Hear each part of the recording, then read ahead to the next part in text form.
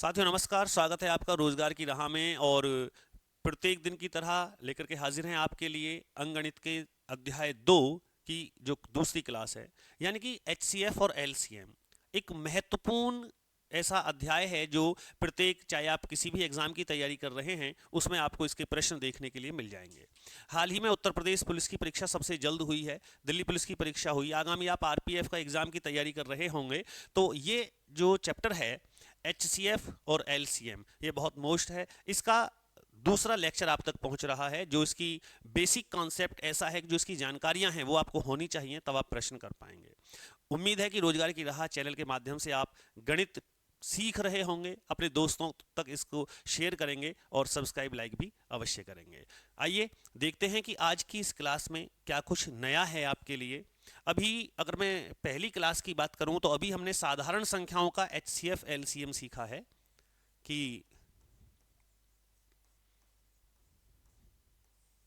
साधारण संख्याओं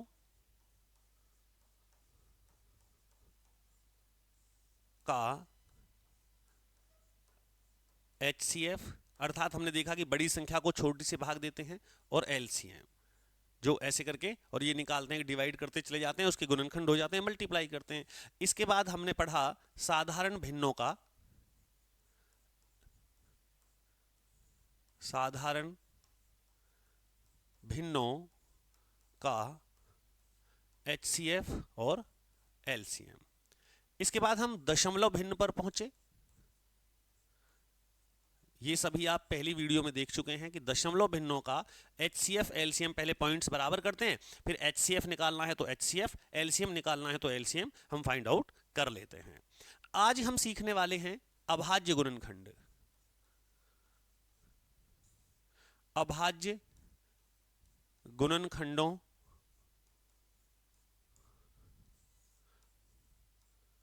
का एचसीएफ और एलसीएम। तो अर्थात जो पहला लेक्चर था उसमें ये चीजें आपकी क्लियर हो चुकी हैं।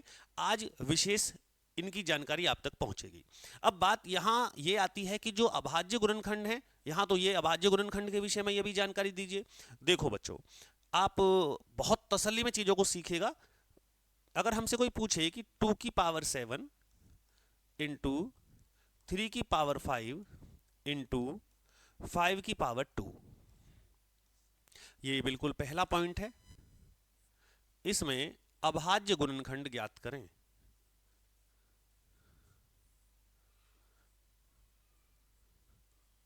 अभाज्य गुणनखंड ज्ञात करें। अगर ऐसा आपसे पूछा जाए तो कैसे करेंगे, आप ध्यान रखिएगा।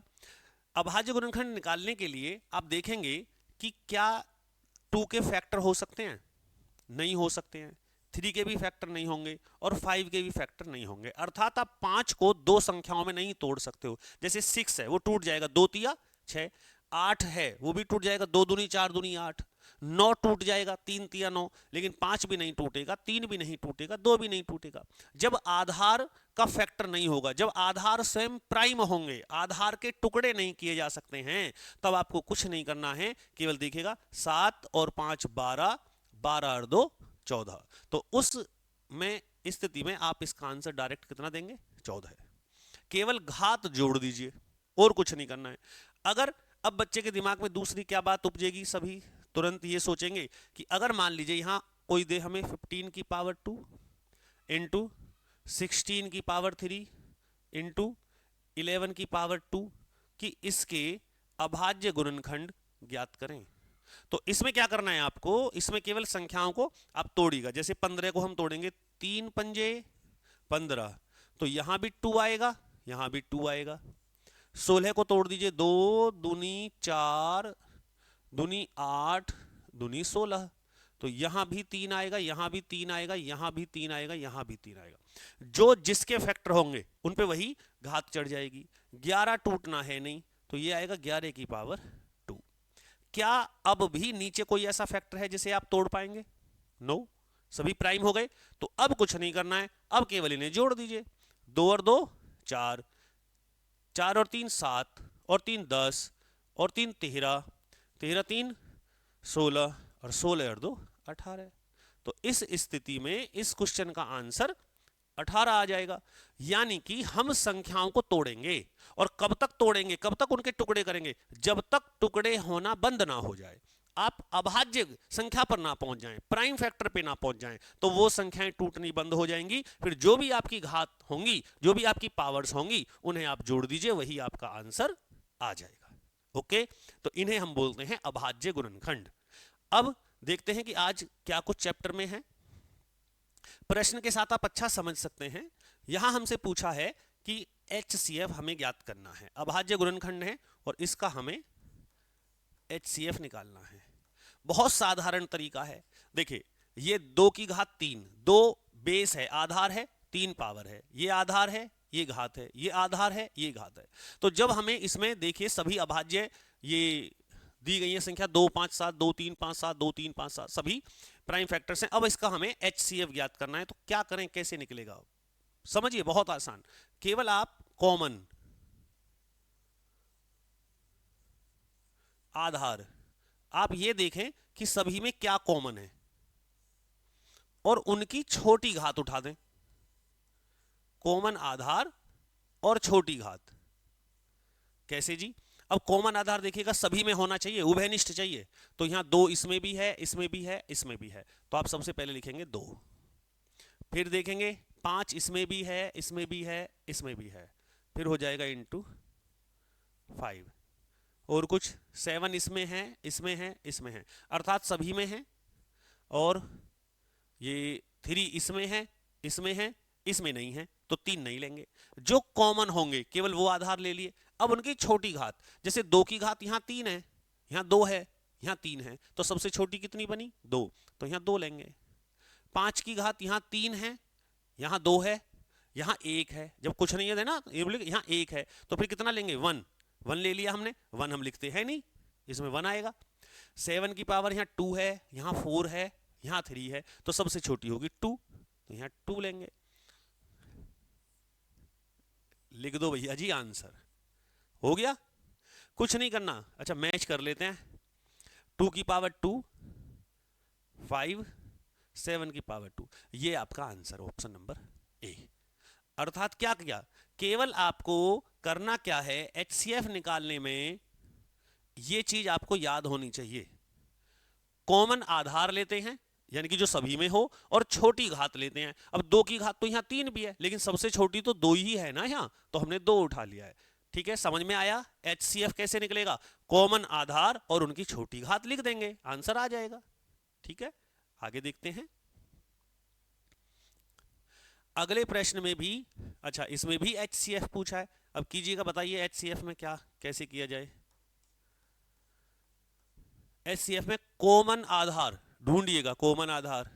तो 2 यहां भी होना चाहिए, यहां भी, और अच्छा ये, तो सबसे पहले हम लिखेंगे 2 इंटू 3 इसमें है, इसमें है, इसमें भी है, कॉमन लेने हैं ना। 5 इसमें है, इसमें है, इसमें भी है, 5 ले लिया। 7 इसमें है, इसमें है, इसमें नहीं है, तो अब हम 7 नहीं लेंगे। 7 नहीं लेना है, वो लेना है जो कॉमन है, तो केवल कॉमन ये है। अब इनकी घात कैसी लेंगे? छोटी पावर, तो 2 की छोटी पावर ढूंढिए। यहाँ 3 है, यहाँ 2 है, यहाँ 1 है। जहां कुछ भी नहीं होता वहां क्या होता है? वहां 1 होता है, याद रखिएगा 1। तो अब हम यहाँ 1 लेंगे, तो 1 हम लिखते नहीं है, लिखने की आवश्यकता नहीं है। 3 में 2, 3, 4, ये सबसे छोटा 1 है, तो 1 ले लिया, नहीं लिखेंगे। 5 में यहाँ 3 है, यहाँ 2 है, यहाँ 4 है, तो ये है 2। अब इसका आंसर यही हो जाएगा। ये तो बड़े आसान क्वेश्चन है, कुछ करना ही नहीं है इसमें, केवल आपको ये आना चाहिए कि कॉमन आधार और छोटी घात HCF में लेनी है। HCF में कैसे होना है? कॉमन आधार जो सभी में हो, लिखा हुआ है कॉमन आधार ले लीजिए। कॉमन आधार का मतलब है कि सभी में होना चाहिए, और उनकी कौन सी घात लिखेंगे? उनकी छोटी घात, उनकी छोटी घात लिख दीजिए, आपका आंसर आ जाएगा छोटी घात में। तो इसमें हमारा ऑप्शन होना चाहिए 2 इंटू 3 इंटू 5 की पावर 2, 2 3, ये आपका आंसर आ जाएगा। अच्छा एक बात याद रखें, ऑप्शन ये भी हो सकता है, ये भी हो सकता है कि 2 तिया 6 और 5 पंजे 25, 25 सिक्का 150, 150 भी आंसर करके। भाई जरूरी थोड़ी कि वो ऐसे आपको गुणनखंड करके ही दे, ऐसे भी जनरली संख्याओं में बना के भी दे सकता है, तो उसका आंसर आपको ऐसे भी मिल सकता है और जैसे लिखा हुआ है वो 150 भी करके दे सकता है। क्लियर होगी ना बात? तो ये हमने तरीका सीखा कि अभाज्य गुणनखंडों का यदि कोई आपसे HCF पूछे तो ऐसे आप निकाल दें। अगले प्रश्न में सवाल बदल गया है, यहां हमसे पूछा गया है क्वेश्चन में LCM। अब LCM कैसे निकलता है? LCM में बच्चे हमें लिखने होते हैं, ध्यान से समझें आप, सारे आधार, सारे आधार और उनकी जो घात लेनी है इस बार वो बड़ी लेनी है, बड़ी घात लेनी है। कुछ नहीं देखना है, सारे आधार लिख दो। तो सारे आधार में 2 इंटू 3 इंटू 5 इंटू 7, 2 3 5 7, 2 3 5 7, 11 भी आ गया है। 11 अब इसमें नहीं है तो कॉमन थोड़ी देखेंगे, तो सारे आधार लिखने, ये मेथड है और हो गया है। अब हमें सारे आधार लेने हैं और उनकी कैसी पावर लेनी है? बड़ी। तो 2 की पावर यहां कितनी है? 3, यहां 4, वहां 1, तो हमें बड़ी लेनी है तो हम 4 लेंगे। 3 की पावर यहां 1 है, यहां 2 है, वहां 3 है, तो 3 लेंगे, बड़ी लेनी है ना। 5 की पावर 2, 1, 4, 4 लेंगे। 7 की पावर यहां 1 है, यहां 2 है, 2 लेंगे। 11 की पावर 1। तो अब आपका आंसर आ चुका है बच्चों, यही आपका केवल आंसर है। 2 की पावर 4, 3 की पावर 3, 5 की पावर 4, 7 की पावर 2, ऑप्शन नंबर सी आपका आंसर आ गया है। इतना आसान है, बस कब तक आसान नहीं है? जब तक आप सीखते नहीं हैं, जब तक आप जानना नहीं चाहते हैं। इतने आसान मेथड से आप क्वेश्चन कर रहे हैं, आपको LCM निकालना है तो सारे आधार और आप बड़ी घात उनकी लिख देंगे, आपका आंसर आ जाएगा। ठीक है, आइए अगला क्वेश्चन हम देखते हैं। यहां क्वेश्चन नंबर 4 में भी आपसे LCM पूछा गया है और LCM में अब तो आपको याद हो गया होगा क्या करना है हमें LCM में सारे आधार लिखने हैं। तो सारे आधार में अब लिख दीजिएगा आप। देखिए इसमें 2 तो है नहीं, सबसे छोटा है 3 ले लिया। अब फिर है 5 और 7 के बाद में 7 और 5 हो ही चुके हैं, 11 ले लेंगे। 11 के बाद में 7 भी हो गया, 3 हो गया, 5 हो गया, 11 हो गया, सारे आधार आ गए ना। अब उनकी छोटी घात ढूंढिएगा। तो 3 की पावर यहाँ बड़ी घात, देखिए LCM में बड़ी घात लेंगे, HCF में छोटी घात लेंगे। तो LCM में बड़ी पावर ढूंढिएगा। तो यहाँ 3 है, यहाँ 4 है, तो बड़ी पावर जो आ गई वो 4 आ गई। 5 की पावर यहाँ 4 है, यहाँ 2 है, यहाँ 3 है, तो 4 आ जाएगी, राइट। 7 की पावर यहाँ 5 है, यहाँ 3 है, वहाँ 4 है, तो सबसे बड़ी 5 हो जाएगी। और 11 में 2 और वहां 3, अर्थात 3 हो जाएगी। यही तो आंसर है, हो गया आंसर।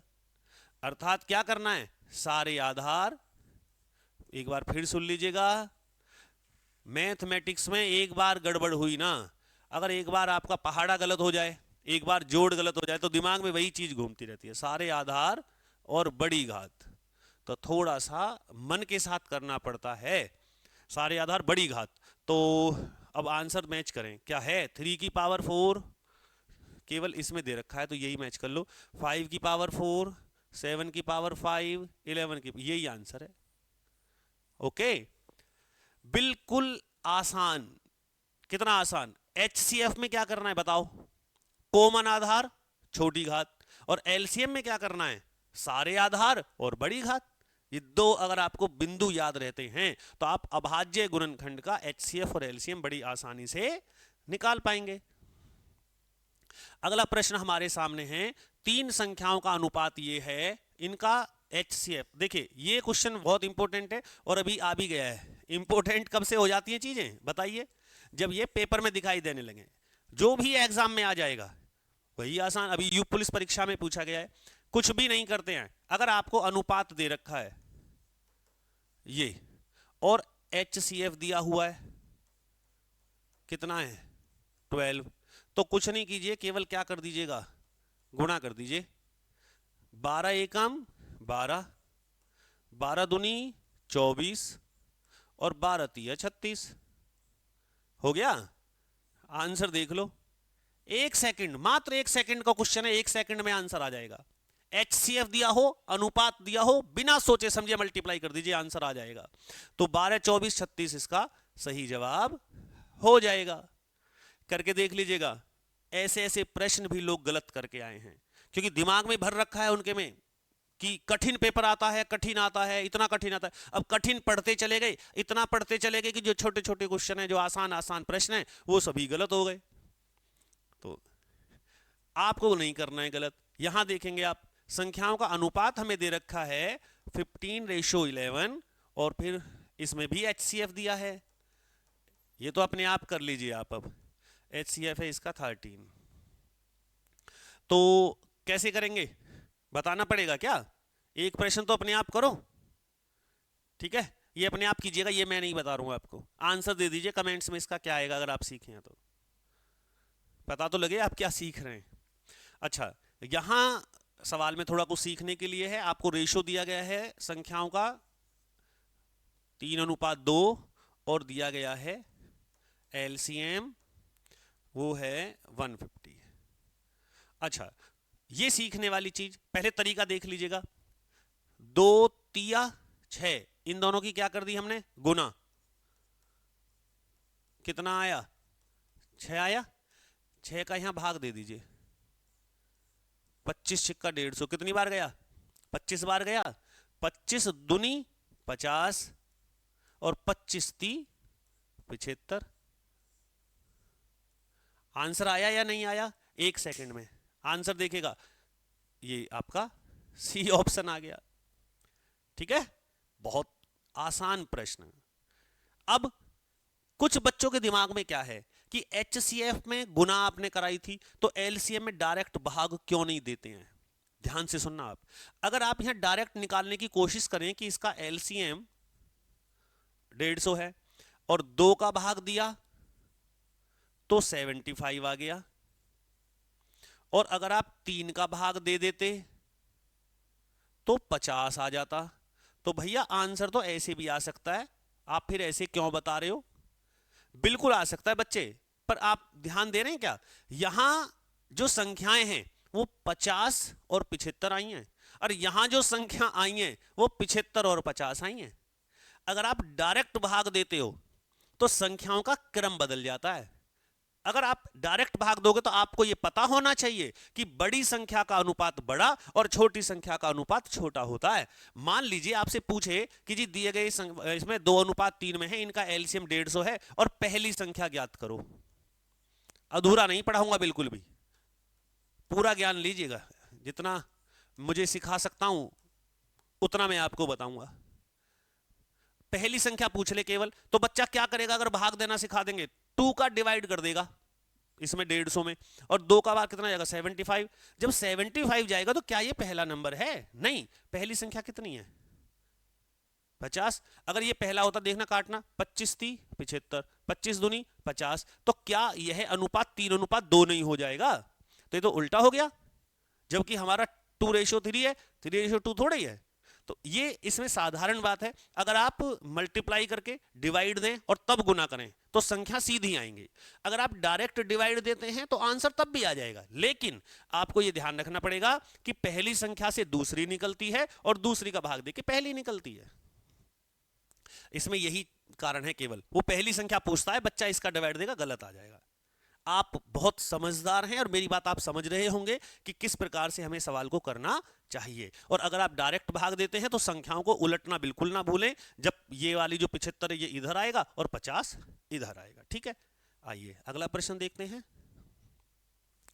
इसमें भी हमें संख्याओं का रेशो दिया है 3:4 और LCM दिया है, LCM दिया है जी 84। तो आप भाग देना चाहें, अगर 3 का भाग देंगे तो दूसरी संख्या आएगी, और 4 का भाग देंगे तो पहली संख्या आएगी। और मान लीजिए 3 नंबर होते हैं, एक और अनुपात में होता तो गड़बड़ होता ना, तो इसलिए सबसे उचित क्या है, आप सबसे पहले इनकी गुना करें। 3 चौक 12, और यहां 12 का भाग दे दीजिए, 12 सत्ते 84, 7 तिया 21 और 7 चौक 28। तो ये आपके आंसर हो चुके हैं। तो इनमें बड़ी संख्या कितनी आ गई? 28। तो हमारा जो आंसर है वो 28 आ जाएगा। समझ में आ रहा है ना? देखिए पहले क्या किया, 4 तिया 12, यहां गुना की, गुना करके फिर इस 12 को यहां ले गए, भाग दे दिया, 12 सत्ते 84, 7 तिया 21, 7 चौक 28, आंसर आ गया। और अगर आप डायरेक्ट भाग दोगे बच्चे तो उनको बदलना बिल्कुल ना भूलें। अब पता नहीं, वरना एक क्वेश्चन ऐसा होता कि जिसमें अगर यहाँ 3 रेशो होते, 3 4 5 होता, तो सबसे अच्छा क्या होता, 3 चौक 12, 12 पंजे 60, तो आपको 60 का डिवाइड देना पड़ता है एलसीएम में, वो ज्यादा उचित है। जो संख्या आएगी वो पहली पूछे, दूसरी पूछे, तीसरी पूछे, मल्टीप्लाई कर दीजिए, आसान हो जाएगा। अगर मैं ऐसे पढ़ा दूंगा तो थोड़ा फिर आपको मिस्टेक हो जाएगी, गड़बड़। अच्छा, दो संख्याओं का एलसीएम 120 है, निम्नलिखित में से कौन सी संख्या इन संख्याओं का एचसीएफ नहीं हो सकती? अच्छा देखिए, इस प्रश्न को करने के लिए पहले मैं आपको यह समझा दूं। अगर कोई हमसे कहता है कि 12 और 12 के बाद आप ले लीजिएगा 36 का एचसीएफ, तो एक ऐसी संख्या बताओ जो इसे भी काटे और इसे भी काटे। तो मैं यहां लिख देता हूं, इनका एचसीएफ जो आएगा वो आएगा 12, क्योंकि 12 इसे भी काटेगा और इसे भी काटेगा, 12 कम 12, 12 3 36। और अगर आपसे मैं पूछूं इनका एलसीएम बताओ, तो इनका एलसीएम आएगा 36, क्योंकि 36 को देखिए एचसीएफ इन्हें काटता है, एलसीएम इनसे कटता है, ये समझ लीजिए। मैंने आपको पहले भी बताया था कि एचसीएफ हाईएस्ट है लेकिन छोटी संख्या बैठेगी, एलसीएम लोवेस्ट है मगर संख्या बड़ी बैठेगी, संख्या बड़ी बैठेगी, दिख रहा है ना? एचसीएफ 12 है, एलसीएम 36 है।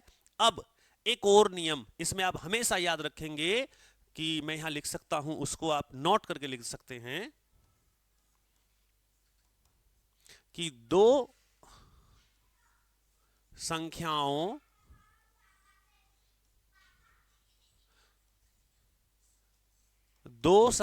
का एलसीएम, दो संख्याओं का एलसीएम उनके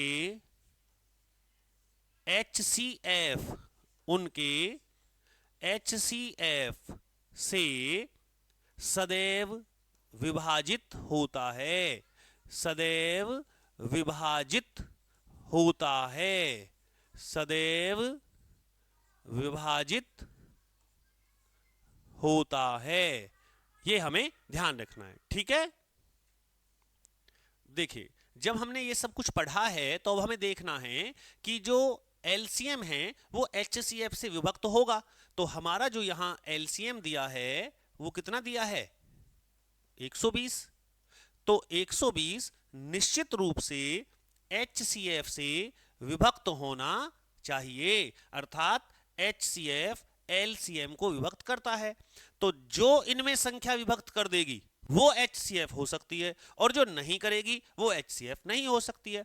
अगर हम 8 से देखें तो 8 से ये कट जाएगा, 15 अट्ठे 120, 12 धाई 120, 24 पंजे 120, लेकिन जो 35 है यह विभक्त नहीं करता है, अर्थात यह किसी भी प्रकार से उन संख्याओं का एचसीएफ नहीं हो सकता जिनका एलसीएम 120 है, यह विभक्त नहीं करता है। समझ में आ गई बात? बड़ा आसान है, नहीं करता। तो इस क्वेश्चन का आंसर इसने ये पूछा है कि कौन सा एचसीएफ नहीं होगा, तो 35 नहीं होगा, क्योंकि 120 8 से भी कटेगा, 12 से भी कटेगा, 24 से भी कटेगा, लेकिन 35 से विभक्त नहीं होगा। बड़ा आसान है, ठीक है? चलें आगे, अगला क्वेश्चन देखिएगा। अगला प्रश्न भी कुछ ऐसा ही है कि दो संख्याओं का एचसीएफ 27 है, नीचे दी गई संख्याओं में कौन सी संख्या उसका एलसीएम हो सकती है? अर्थात ये हमने पढ़ा है कि एलसीएम एचसीएफ से विभक्त होता है, सही है? अब यहां एचसीएफ कितना है? 27, तो 27 से एलसीएम विभक्त होना चाहिए। अब देखिए, क्या 27 135 को काटेगा? तो भाई मुझे तो लग रहा है काट देगा भाई। 5 27 पंजे 135, तो ये तो 27 से कट जाएगा 5 बार, ये हो सकता है। इसको नहीं काटेगा, 27 तिया 81, इसको भी नहीं काटेगा, 27 इसको भी नहीं काटेगा। ये तो आसान है, हो गया। तो इस क्वेश्चन का आंसर कितना होना चाहिए? 135 ही होना चाहिए, क्योंकि 27 से 135 ही विभक्त होता है, अन्य कोई संख्या विभक्त नहीं होगी। और नियम क्या है कि एलसीएम एचसीएफ से अवश्य विभक्त होता है। समझ में आ गया? अगर एचसीएफ एलसीएम को विभक्त नहीं करता है तो मित्रों ऐसी संख्याएं गणित में है ही नहीं कि उनका एचसीएफ उनके एलसीएम को विभक्त ना करता हो, क्योंकि नियम यही है कि दो संख्याओं का एलसीएम उनके एचसीएफ को, दो संख्याओं का जो एलसीएम है उनके एचसीएफ से सदैव विभक्त होगा। ठीक है, आइए अगला प्रश्न देखते हैं। यहां दिया हुआ है दो संख्याओं का में से 8 है, नीचे दी गई संख्याओं में कौन सी संख्या उसका एलसीएम नहीं हो सकती? ये तो बार बार एक ही प्रश्न आ रहा है। एलसीएम एचसीएफ से विभाजित होना चाहिए, अर्थात एचसीएफ कितना है? 8। अब देखिएगा 8 से क्या क्या कटेगा? 8 तिया 24, 8 छंग 48, 8 सत्ते 56। ये संख्या 8 से नहीं कटती है। अगर ये संख्या 8 से नहीं कटती है तो निश्चित रूप से आप ये जानिए कि यह उन संख्याओं का एलसीएम बिल्कुल भी नहीं हो सकता है जिनका में से 8 होगा। ओके, आइए अगला प्रश्न देखते हैं। यह इस वीडियो का अंतिम प्रश्न है। एलसीएम एचसीएफ हमारा दूसरा चैप्टर चल रहा है, और दूसरे चैप्टर में यहां हर एक सवाल आज ऐसा है जिससे हमने कुछ न कुछ सीखा जरूर है। निम्नलिखित जोड़ों में ऐसा कौन सा संख्याएं हैं जो सहअभाज्य संख्याएं? जोड़ों में आपको बताना है ऐसा कौन सा यहां संख्याओं का युग्म है जो सहअभाज्य है, यानी कि को प्राइम नंबर। अब को प्राइम नंबर अगर आपको याद हो तो पहले चैप्टर में जब हम नंबर सिस्टम कर रहे थे तो आपको बताया था कि वो संख्याएं जिनका एचसीएफ 1 होता है को प्राइम नंबर्स होते हैं। यहां हमारे पास जो जोड़े दिए गए हैं, आप ये बताइए ये दोनों संख्याएं किससे डिवाइड होती हैं? बड़े से बड़ा नंबर बताइए। तो ये दोनों कटती हैं 7 से, तो ये को प्राइम नंबर नहीं है। 16 और 62 दोनों डिवाइड हो जाएंगे 2 से, ये भी को प्राइम नंबर नहीं है।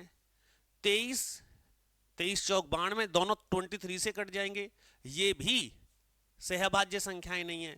लेकिन ऐसा कोई नंबर मैथ्स में नहीं है एक के अतिरिक्त जो इन दोनों संख्याओं को डिवाइड कर दे, अर्थात इन दोनों संख्याओं का एचसीएफ 1 है। इस प्रश्न का आंसर क्या हो जाएगा? डी हो जाएगा। तो हम बच्चों सहअभाज्य संख्याएं किसको बोलते हैं? आप लिख सकते हैं जिनका एचसीएफ 1 होता है, राइट? ऐसी संख्याएं जिनका एचसीएफ 1 हो, दीज आर कॉल्ड द को प्राइम नंबर्स, उन्हें हम सहअभाज्य संख्याएं बोलते हैं। तो इनमें जो सहअभाज्य संख्याएं हैं वो हमारा ऑप्शन नंबर डी हो जाएगा। आप याद रखेंगे, बहुत आसान है। जितने भी प्रश्न आप तक इस चैप्टर में पहुंच रहे हैं सभी बहुत महत्वपूर्ण हैं। चाहे आप किसी भी पुलिस फोर्स की तैयारी कर रहे हैं, किसी भी गवर्नमेंट जॉब के एग्जाम की तैयारी कर रहे हैं, जहां जहां अंक गणित आता है वहां वहां एचसीएफ और एलसीएम के प्रश्न रखे हुए आते हैं। और निश्चित रूप से अगर आप इस वीडियोस को चल रही हैं, आप तक पहुंच रही हैं, आप देख रहे हैं, तो आप सीख रहे होंगे। दीजिएगा अनुमति, अगली वीडियो में फिर आपसे मुलाकात होती है। जय हिंद, जय भारत।